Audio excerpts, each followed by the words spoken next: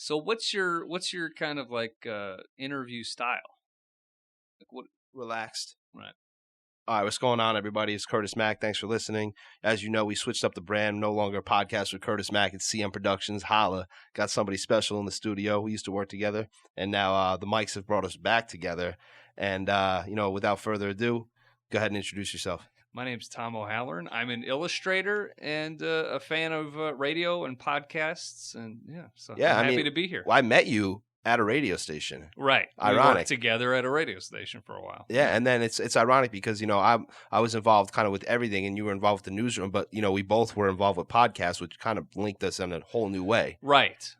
Which is really neat. And I think social media is Yep. more your interest, but it's something we talked about a lot. And it's something that you use as something, as a tool to get your content out there. Right. So then let's talk about your content a little bit. Like what you said you're a creator and artist, like talk about that. So, yeah, I'm an illustrator in my spare time. Do like commission work. People contact me if they like my art. Yeah. They're like, hey, can I get a character done or something? You basically find me on Instagram at O'Halloran, OHALLOREN, and it's sci-fi. I like fantasy stuff. You've seen it. It's kind of like a cartoony, but kind of darker. I'll co-sign it. It's dope. It's Thank dope. you. Yeah. And I've seen it. I liked it when you release like an image with color and then you put the same image out without the color. Right. And I'm doing that this month. It's Inktober, which is like draw something every day, ink it. And I'm doing the colors and the inks side by side so people can see it. Yeah, it's cool. It's kind of a cool progression to see what kind of effects people add to their images. Now, what are you using to work on? So I ink with just sketch paper. I pencil first with like a number 2 pencil and a normal eraser, and then ink with whatever micron pens. Paper and pencil, people, that still exists. Right. Yeah. So I mean, that's what I do. I dabble in like all digital, where you ink digitally, you concept digitally, which is like just kind of for you, like. For you do like comics and stuff like that. Like cartoons, just doing cartoons, you kind of I don't know if you start with stick figures just to kind of get a sense of what the placement of the characters is going to be. Well, it's definitely what I do is I kind of start with I get like a four sections on a piece of paper, basic, right. And then we get down the idea with the stick figures, and then we kind of do like what are we going to do, and then I come up with a rough draft and then a final draft, and then once you give it to the editor, it's like a final draft because they want this and this. My question for you is how the hell do you get the erase marks out of your paper drawings? Oh man, I got to show. I mean, do you have Photoshop? Do you use Photoshop? Yeah, I actually just got an Apple Pencil, and I have the iPad, so I want to do like Illustrator and Photoshop. But like, I just want to know, like, even for anybody out there too, like if I'm an old school artist and I want to draw on pen and pad or pencil and pad, and I want to upload it digitally, what do I do? It's a good question. Yeah, and it's something I didn't really. Does that exist? No, yeah. That's how because I work with number 2 pencils and I tend to sketch hard. Like you're supposed Me to. too. Most people light, light, and I don't know. I just lean in, and so a lot of like my older artwork. If you look closely, you can see like the little pencil, marks where I couldn't get rid of them.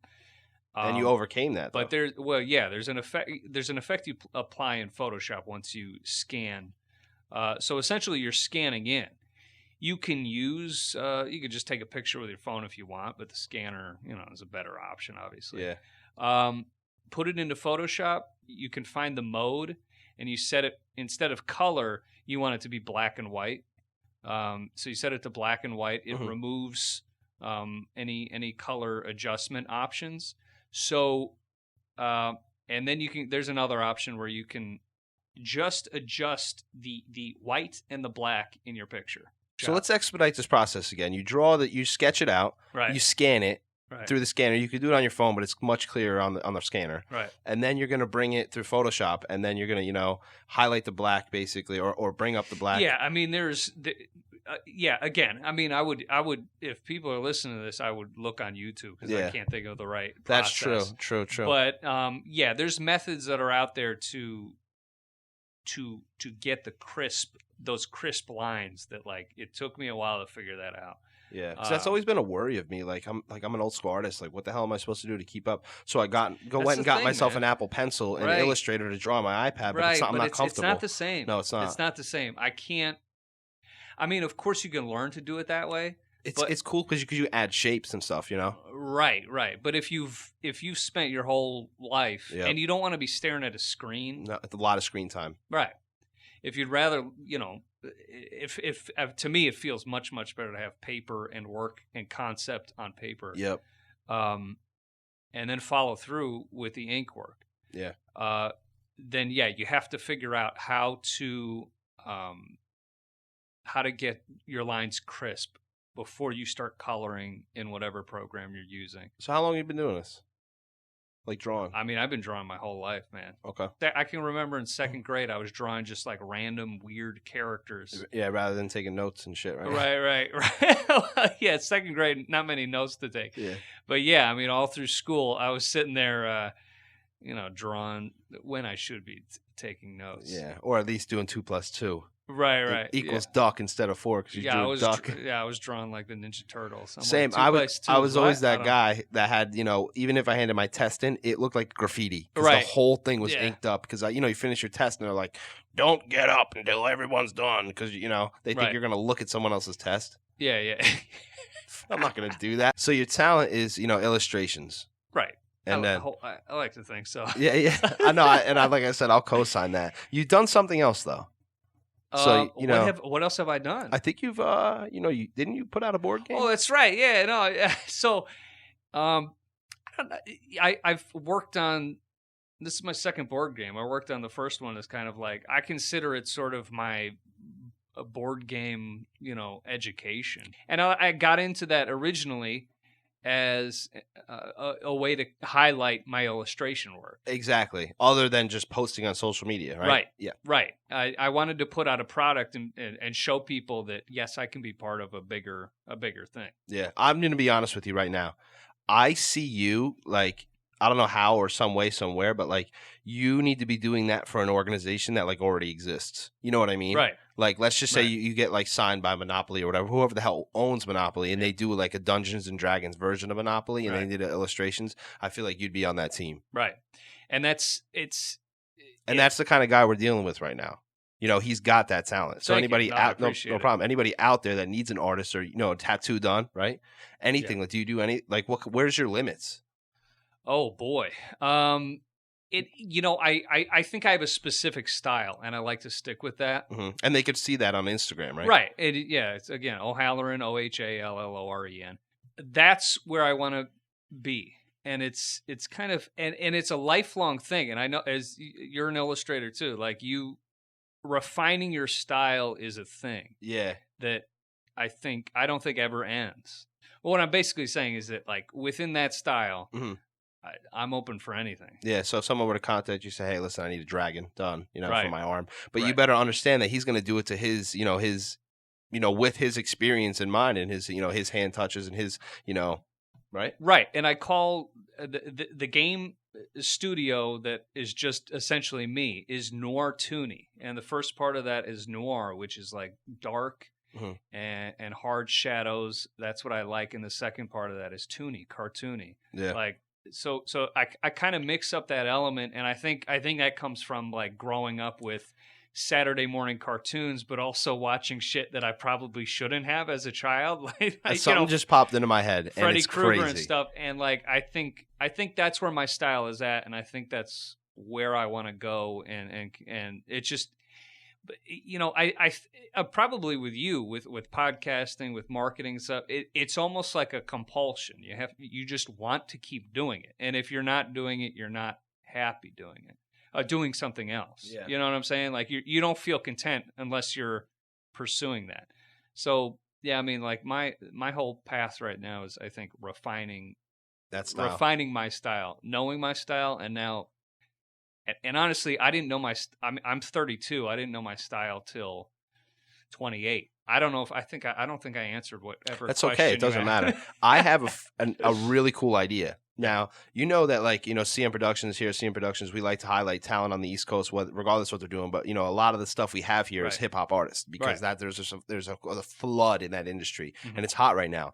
And believe it or not, what you're doing is hot too, but just in a different way. So it's like, people love that hip-hop stuff, which you mentioned, but people also love that dark, cartoony stuff right now. And if you notice on social media, that hip-hop culture and those dark cartoons, they're mixing. Because do you see the Dragon Ball Z memes, like hip-hop culture Dragon Ball Z memes? No, I have not. Are you kidding me, dude? I haven't, man. Let me show you one right now. Okay, while we're behind the mic. Like, look, I don't think this is Dragon Ball Z, but like this is ridiculous. And I think that if you'd be open to it, I want to put you in contact. I think, this will be our first project. I'm gonna have O'Halloran do the mixtape cover art. And I want you to do a caricature of each artist on it. That'd be sick, man. Yeah. And if it's that dope, I'll put you in contact with all these artists, and then these people, like I'm saying, that cartoony, that dark stuff, that emotional, like that's what's hot in hip hop right now too, that emotion. So if you can contact them, these people are putting out mixtapes and single projects all the time. So it's like, boom, $100 for a cover art for this single, boom, boom, boom, and they like your style. You are refining your style, but you're also, it's being a social entrepreneur because hip hop's hot right now. Right. You don't have to necessarily say, my style is this, but this could be almost like one section of what you're doing, and if it pays, f it. Right. So I'll put you in contact, see if that works for you. Yeah, and I mean that's part of kind of refining your style is stretching yourself and like like that.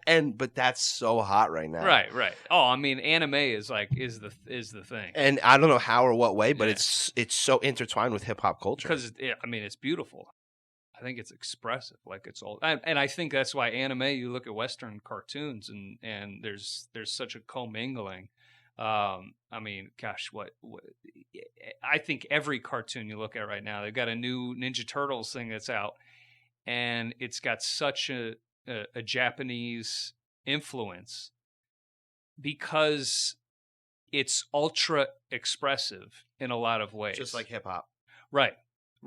You have character. I mean, if you look at a character's face, the way they're designed in Dragon Ball Z or other anime. Goku, what up? Big eyes, the face, like they're not as concerned. A certain. You're right, though. I totally noticed that. I don't mean to cut you off, though. But sorry. No, you're good. Like when you're drawing, I heard that your eyes are supposed to line up with the top of your ears. Right. There's rules, and then there is rules, and they break all of them. Right. And it's refreshing in a lot of ways because they break rules. A character is emotional. Their eyes change, their face changes, the size of their head might change. The background goes, right. Like, it's wild, and it's like that's not really happening. You're just for effect. You can do whatever you want, and I think that's nuts. And that's the power of animation. Like it's beautiful, and people who aren't into anime, or it's like it's dorky. Yeah, you're playing yourself if you say that.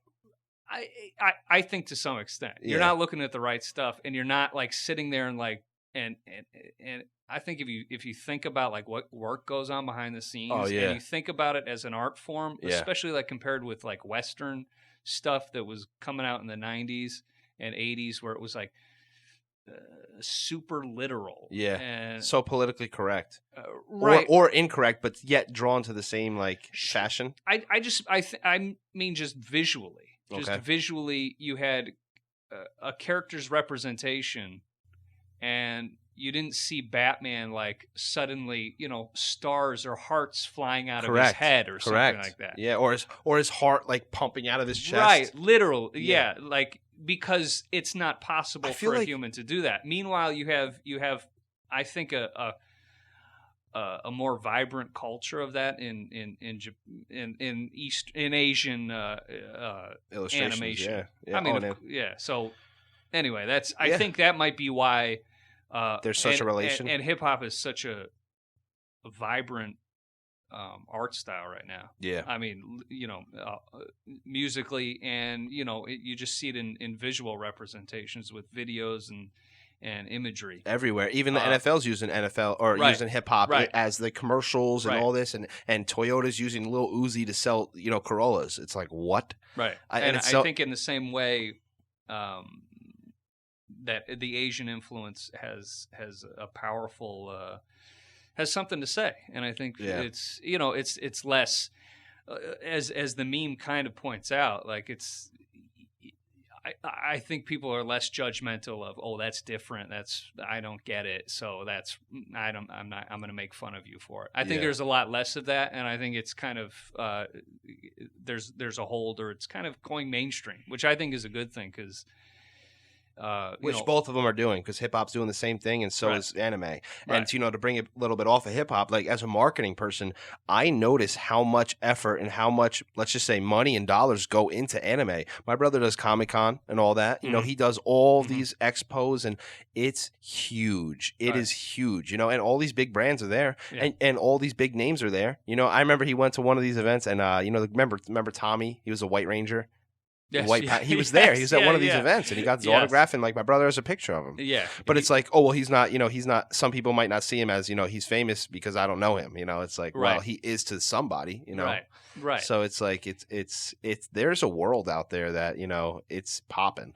Right. It's lit. And I think when it comes to, I think people are more open in general just to different art forms. And I like that you say that, because like I'm glad you're putting hip hop as an art. Now anime is in itself is in its own art, and then so what you're doing, what would you call that?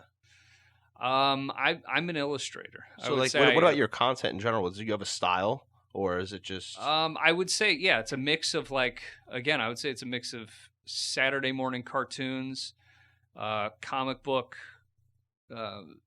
just people who I admire. Word. I spent a few years just kind of looking at comic books. And who's your inspiration? That might give us a little bit. Actually, I don't know if you know the school. It's right in Dover, which is like Joe Kubert. 20 minutes. Yeah, Joe Kubert. Yeah. Huge influence on me. I think he's one of the greatest illustrators. Shout out Joe Kubert's. What up? Oh yeah. What up? He actually, you know what? He actually passed away. I'm so sorry. I think no, it's all right. R.I.P. 6 years ago. But I had I was in the room when he was interviewed, and I got to shake his hand at one. And I attended classes at his school for a little while. So you have something magical behind you.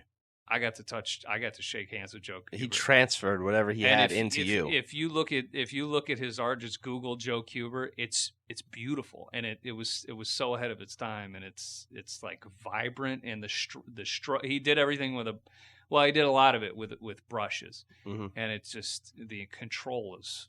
Anyway, I don't want to. It's all right. Overall, what about art makes you like? Why do you do what you do? Like, what is it?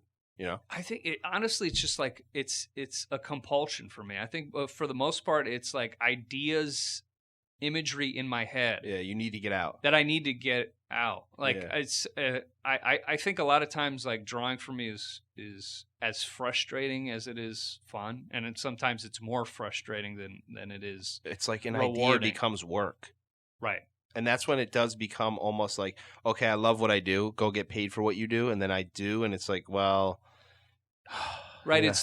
That's the goal, though. You know what I mean? Like that's kind of the goal. But it's like the goal to do what you're doing, not what somebody else wants. You're doing that just to get recognized, right? And it's kind of I guess the struggle is to find a happy balance. And it's weird because I'm gonna bring it back to hip hop. So it's like, you have to, like, as an illustrator, I've noticed the same thing, Tom. If you can do you all day long, and at the end of the day, there's a few people that give a shit. You know what I mean? There's few people that give a shit. Yeah. But if you go to Centenary and go to their organization, their SGA, you go to Centenary, or you go to, one of these local organizations that needs a logo. You need a club that needs something. They'll pay you for it. Boom. Right. That's where you're going to get paid in gratification and attribution for your artwork publicly. Right. And you'll get recognized, and then eventually maybe build up enough funds to do what you want to do, open up your own studio, because the same thing happens in hip-hop. These hip-hop people, they put out their own content. Nobody gives a shit about it. Right. No one gives a shit until somebody recognizes it, and they say, well, we want you to do it this way. Mm-hmm. And it's like, okay, well, I'll do it that way, but it's like you could still use your own style, but, we'll give you the tools to do what you know how to do. Yeah. They get enough money to get on their own, and then, boom, they do their own thing. Exactly. So it's like someone just needs to give you the tools to get where you need to be, and then once you have the money and the resources and everything to do what you can do, you can move forward. Right. And I think for me, when it comes to illustration, I'm more driven by the images in my head, like kind of what keeps me going on. Now, when you draw, do you have the final product in mind already? I have no, not really. I have a sense, and I think this is a mistake that I made for most of my drawing career, is that I didn't use references. I thought I did have it in my head. Okay. I thought I could make I'll make what I have in my head, and I think a mistake a lot of illustrators make, if there's any illustrators out there, or maybe yourself, is relying too much on what's in your head. Like, I know what a tree looks like. I know what a bus looks like. Well, it's an illusion. It's an illusion. Right. That's what my art teacher used to say. It's all an illusion. Right. Forget whatever's in your head. Right. Use lines and structure and whatever's really there. And references. Yeah. Exactly. That's what you mean by references. Exactly. Yep. I mean, people... When you're drawing, look at a tree. Look at it. Even if you're drawing some kind of weird alien that might look sort of like a strawberry, look at a strawberry, and you'll see things that you've never seen in a strawberry before that will make your end product so much better than it could have been. Facts, because what I've learned is there's a couple styles of drawing. You have your sketching and stuff like that, but like just practice drawing, contour drawing, and gesture drawing. Gesture drawing is so true, and gesture drawing is like when you look at something, you kind of just you mark, because of what you see, right. And then the contour drawing is you're doing just lines, just that line there, line, and it turns out to be the picture, but only because of the lines. Right. It's nuts because it's only what you see. It's no illusion. It's what's there. That's the struggle, is drawing what you see. Yeah. That's a tough one. Yeah. I run into that with hands a lot. This is getting super specific, but I run into that with hands where I know what a hand should look like. Yeah. I have 2 of them. I'm looking at them all the time. Me too. But when you start to draw a hand, I think anybody, even if people doodle, try it. It's not, drawing a hand is proportioned. Is almost impossible. And proportioned. Yeah, to make the fingers look like they're not tentacles or they're not like sticks. You have your elbow at your hip and your knee, and it's like you think it's so crazy.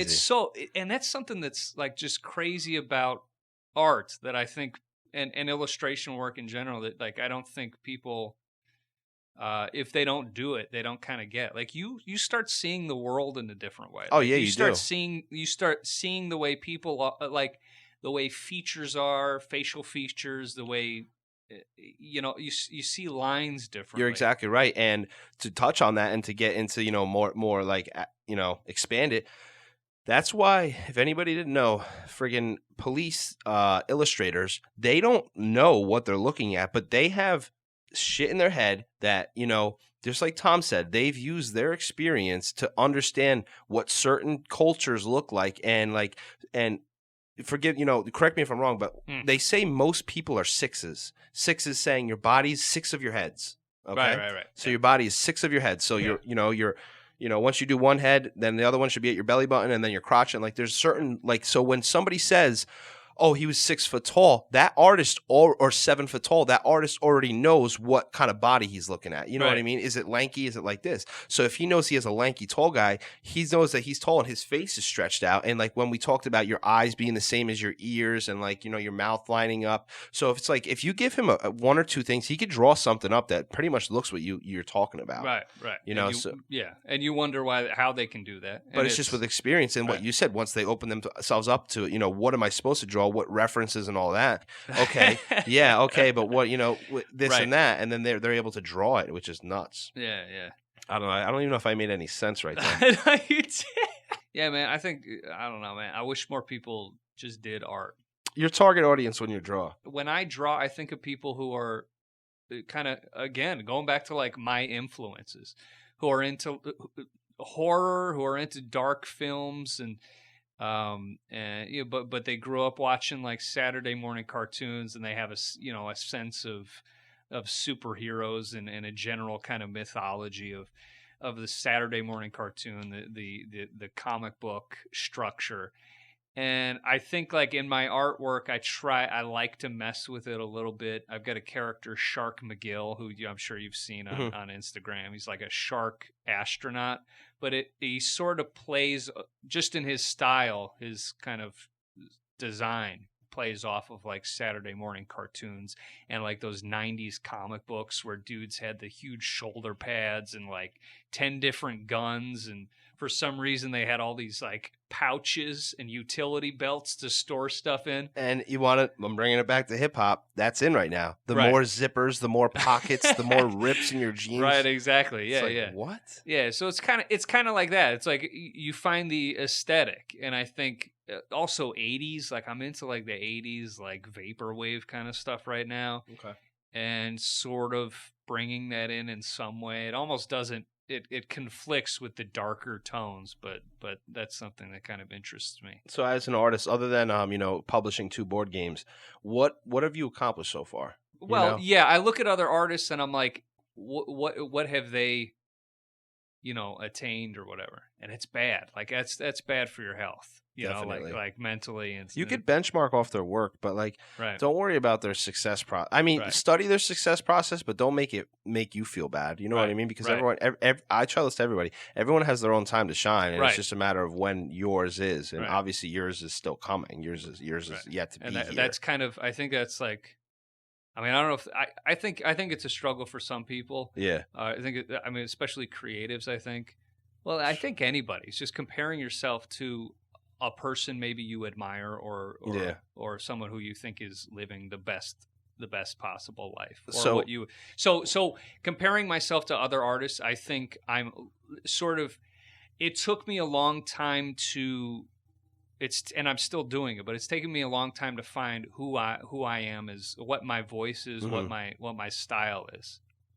I feel like you just need to find like the right organization in a way. I know you're doing your own thing, but I feel like there's some place out there that like is looking for somebody exactly like you. They just don't know it yet, you know. And you're gonna be one calling the shots and doing this, doing that. Like they need a creator in general, and you could be like, well, I'll do this, and this, and then boom, that happens, and then they're going off your style.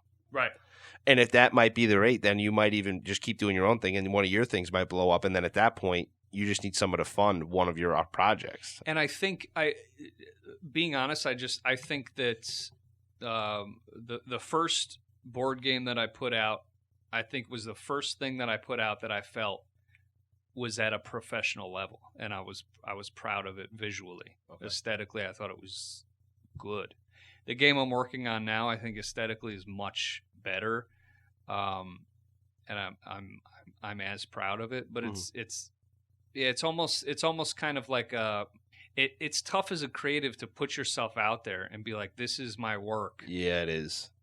Is it worth anything? Is it? And then you get a few likes on Instagram and you're like, right. So it's kind of like but yeah, I mean, the social media game is its own thing. Crowded. And it's difficult to kind of like. That's another thing. Like I know my audience is there, and I know there are people who would love what I'm putting out there. It's connecting with them. Yeah. And like the word crowded is perfect. Like there's so many people fighting for that space and fighting for your clicks or your views. Welcome to the hip hop industry. Your attention, right? And it's honing your voice. When it comes to hip hop, honing your voice is crucial, and being honest. But also working to be the best you can. Same thing with art. You got to be honest, man. And they say truth outweighs marketing every day. You know, like so. It's and because it's an art, you don't want to fixate too much on what is going to get me. At least I don't want to. There are a lot of really talented artists who do, they'll do like Mario, sexy Mario. Because they know it's gonna do well. They're social entrepreneurs. That's all, and they do it beautifully. Social artists. But for me, what I'm passionate about is doing what But and nothing against them. Like every artist is amazing. But to me, that shit's just clickbait. Yeah, it's kind of you admire the. It's hot for 15 seconds, bro. Yeah, I have a problem with people who. Yeah, I don't like to do other people's designs or other people's characters. Okay. Because I think. Oh, okay, recycling them. Right. I think. What about like, all right, and I'm gonna keep it at hip hop. People do that. They sample. They sample tracks and shit that was hot. Right. And they make it even hotter. They keep it relevant. Yeah, no, that's true. But I just think there are people who make a ton of money doing that. Yeah. And God bless them. They're extremely talented. But it's not what it's not original. Me. Yeah, I mean, yeah. It's just a derivative. I mean, it's right.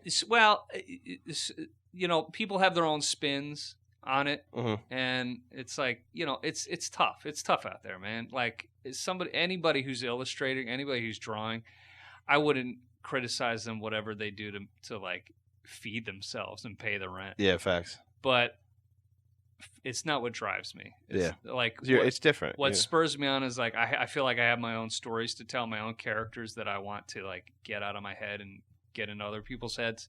So that's kind of what drives me. With that being said, what are your overall goals? Following this second game, I think I'm at a point where I have a strong enough portfolio where my focus is to focus on finding work for clients and not do my own games in the future. I don't know if there might be an idea that I have where I'm like, oh man, I have to do this, or I have to seek this out. But I think in the future, I've gotten myself to a point where I put these I put these projects together to kind of to push myself to improve, and I feel like I've improved to the point where I can work with confidently. I can work with other people in a professional project. Have you like pitched yourself to any organization or any place like that? Yeah, well, I started going to game conventions. You have to, right? And that's and meeting people and in that network. And I handed you a few cards, which are like cards / portfolios, and that's the process now. But also, I mean, also sort of the social media game where you take part in. I'm doing Inktober right now. Yeah. Where people who have never seen your work, but they're fans. Like all you got to do is hashtag it. Right. They're fans in the making. They're people who would love to see your characters, who would love your style. They just have never been connected with you. Yeah, and that's where marketing people come into play. Right. So if you could do your own marketing, you write your own ticket. But also kind of getting out of your comfort zone. And out of your own network too. Right. And that's something like I'm a very introverted, very shy person, and very a homebody kind of. So what we'll do, I think, is that's been a struggle. But I mean, I would say for the illustrator, even if you do struggle going out, meeting people, putting yourself out there confidently. That's all you have. That's what you need to do. That's what you need to do. It's up to the public to consume it. Right, and trust me, you are good enough right now to share your work, regardless what it is. Right, and that's kind of that's what I've struggled with a lot, is feeling good enough about it to want people to want a lot of people to see. Well, let's make Tom feel good about his work. Check out his Instagram, O'Halloran. On IG, check him out. He's on Facebook too, but IG is where it's popping. It's lit there, guys. Yeah. Check it out. So let's talk about any upcoming events or anything like that. Another game convention or anything that we can catch you at. Yeah. So it's actually going on in Morristown. Oh, and it's really cool. I mean, if you have time, if you want to check it out, it's cool. It's called Metatopia. It's a board game convention that's designed specifically for people who are designing their own board games to get it in front of new players and get it tested. When is this? It's coming up November, the weekend of, I think, November 1st. Board game convention. Plug it one more time. Right. So it's Metatopia. It's coming up at the Hilton, right, in downtown Morristown. It's a 3-day event, actually 4 days. But Thursdays is strictly for developers. But it's a 3-day. That means you can't come. Yeah, so I don't know why I mentioned it. It's Friday, Saturday, and Sunday. It's popping Friday and Saturday. It's amazing, and it's such a thing because you'll get in front of people who have worked on these games by themselves. Yeah, and and they're getting it out in front of people for the first time, and they've just as nervous as you are. Right, they've got nerves, and they're looking for like great ideas. And you might play a game and think this could be much better if and they're open to that criticism.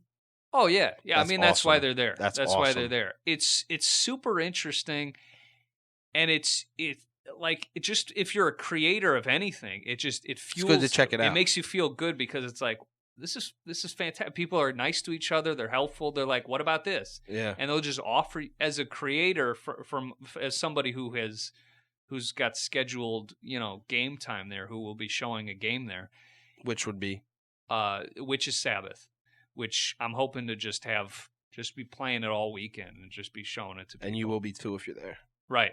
Yeah. So yeah, if you happen to be there, sign up. It's an easy process.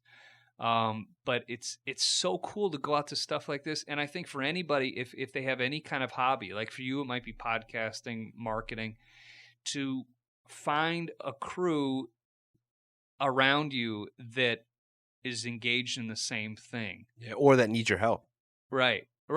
Exactly. Yeah, right. They're engaged in the same thing. They probably need your ideas. They could probably benefit from them, and you from their ideas. Yeah, and I like the way that you mentioned it being marketing, like, because I can get involved with you guys, and I don't even have to do anything with board games and stuff. But I love creating, and you guys may need my assistance in, hey, how do you do that on IG? How many hashtags are you allowed to put? All that stuff comes into play. Right, 25 hashtags. Or this process is so fruitful. Just the fact that you have people on the air, and you mentioned this. I don't know if we were on the air, but I think it was before we started. Sure, go ahead. But that a lot of the people you interview, they say it's the first time I'm doing anything in front of the mic that's not, rhyming. Exactly. I'm not putting a song together. Yeah, exactly. This is such a good activity to do. It keeps your brain healthy, because I ask you what you've done, what do you want to do, where you're going, how to contact you, and it makes you realize, oh shit, I did do that, I done that, I'm going to do that. Right. So, and it clarifies. I think it hones your passion, because and this is why this is such a good format. Yeah, thanks, man. Just because we're getting in a room, you're talking. There's no small talk. We're not chit chatting about what the weather's like. What are you passionate about? Tell me about it, and it makes you put it into sentences that maybe other people, maybe your family or even your best friends aren't necessarily interested in how your art career is doing or how your music career is doing. I think it helps. It's very helpful. And explains what your struggles are, what you're struggling for, what you're trying to do, what you've been through, what shit you're going to do. And it's like, damn, I ran into this, I ran into that, but I kept pursuing and I wound up with this. But like, you never hear anybody behind the mic here saying I gave up. Right. And in that way, it helps you sell yourself, but more importantly, it makes you feel better about where you're going, I think. Fist bump behind the mic. Yeah, we got a fist bump here. So best way to be reached. Oh, right. So you can get me on, again, Instagram at O'Halloran. You can find me. You can find the game if you're interested in Witch's Sabbath or to see the game in action. You can find me on Facebook at Nortony Games. That's NOIRTOONY Games. TOHalloran@gmail.com if you're interested in contacting me. And then, of course, I've got an ArtStation. My portfolio is at TOHalloran.artstation.com. That's the full portfolio, my best stuff. If you don't want to be scrolling through pages of Instagram sketches, Facts. That's where to find the best stuff. Check them out, guys. Bang.